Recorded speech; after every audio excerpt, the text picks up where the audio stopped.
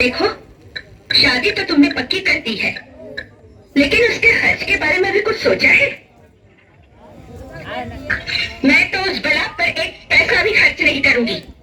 पहने हुए कपड़ों में इस चौखट से बाहर नहीं किया तो मेरा नाम भी ममता नहीं। तुम्हारा नाम ममता जरूर है माँ, मगर तुम्हारे अंदर ममता जैसी कोई चीज ही नहीं।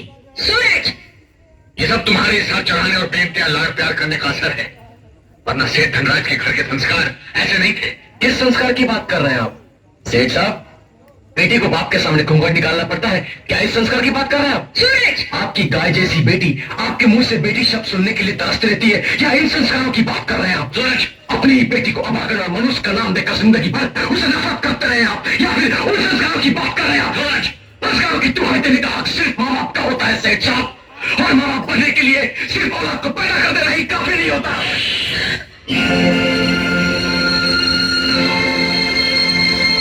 चाहते कहा है सेठ साहब? रुकिए, सिर्फ थप्पड़ मार देने से आपकी जिम्मेदारियां खत्म नहीं हो जाती। मैं अपनी बहन की शादी के लिए आपसे चेक साइन कराने आया हूं।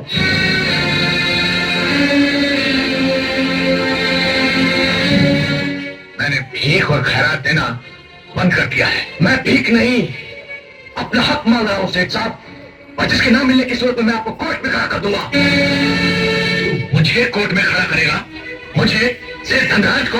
हाँ, सेठ धनराज को। मैं अपनी बहन की खुशी के लिए कुछ भी कर सकता हूँ।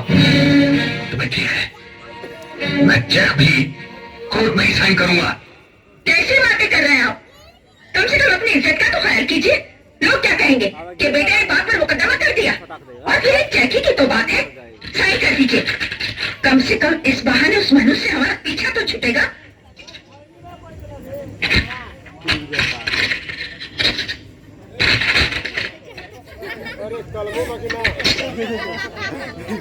ये ले, मगर इतना याद रखना, आज के बाद तुझे मेरी दौलत में से फूटी कौड़ी भी नहीं मिलेगी।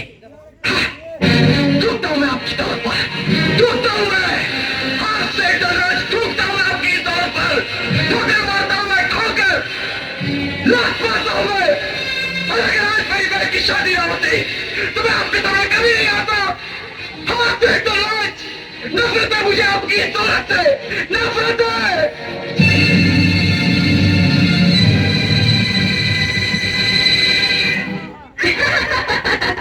फौजी मिला है 12 बोर की बंदूक वाला, सारी रात शिकार करेगा इस सोने की हिरनी का। लेकिन किरण, तुझे कैसे पता? तुम्हारी तो शादी हुई ही नहीं। मुझे एक फौजी की बीवी ने बताया था।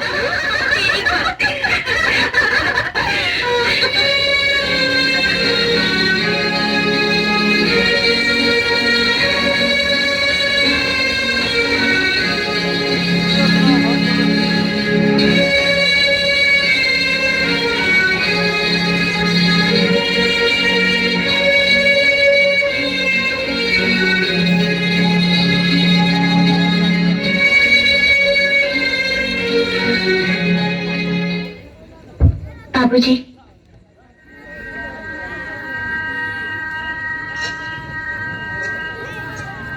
बाबूजी, माफी चाहती हूँ जो बिना आपकी मर्जी आपके सामने आई हूँ, मगर विदाई के क्षण ने आपकी अभागन बेटी के पैरों में इतनी ताकत भर दी कि मैं अपने आप को आपके पास आने से रोक न सकी।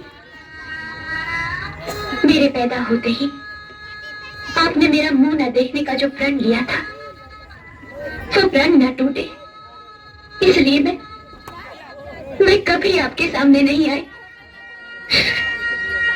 आज मैं आपका घर आंगन छोड़कर जा रही हूँ, आपका आशीर्वाद लेने आई हूँ, मगर देखिए, आज भी मेरे मुंह पर घूंघट है। लेकिन ये कर्मों का कैसा लेख है बाबूजी कि एक बेटी अपने बाप के सामने घूंघट की ओट में खड़ी है। मुझे आपसे कुछ नहीं चाहिए बाबूजी, बस सिर्फ एक बार मुझे बेटी कहकर मेरे सर पर हाथ रखकर मुझे आशीर्वाद दे दीजिए। सिर्फ एक बार बाबूजी, सिर्फ एक बार। फिर अगर आपके जीते जी मैं मर भी जाऊं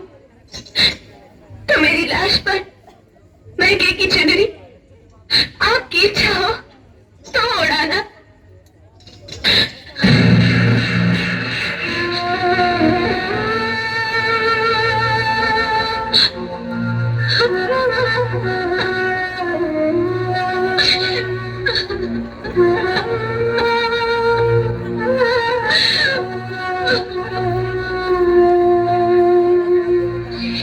इस कंगाल करोड़पति से क्या मांग रही है दीदी? अरे इनकी बिलों में तेरे लिबास के लिए चुनरी नहीं, बेटी का बाप के सामने मुंह छुपाने के लिए पर्दे बनते हैं। चलो चलो उठो दीदी, रो मत। अरे सेठ, बेटी की विदाई के वक्त तो पत्थर भी दिल बन जाते हैं, मगर आपका तो दिल ही पत्थर बन चुका है। लोग तो औरों की बेटी का कन्यादान करके पुण्य कमाते हैं, पर आपके भाग्य में तो अपनी खुद की बेटी का कन्यादान नसीब नहीं। चलो दीदी, आज तक मैंने तुम्हारे भाई होने का फर्ज निभाया है, पर अब बाप होने का फर्ज भी मैं निभाऊंगा। हाँ दीदी, मैं ही तुम्हें विदा करूंगा। चलो।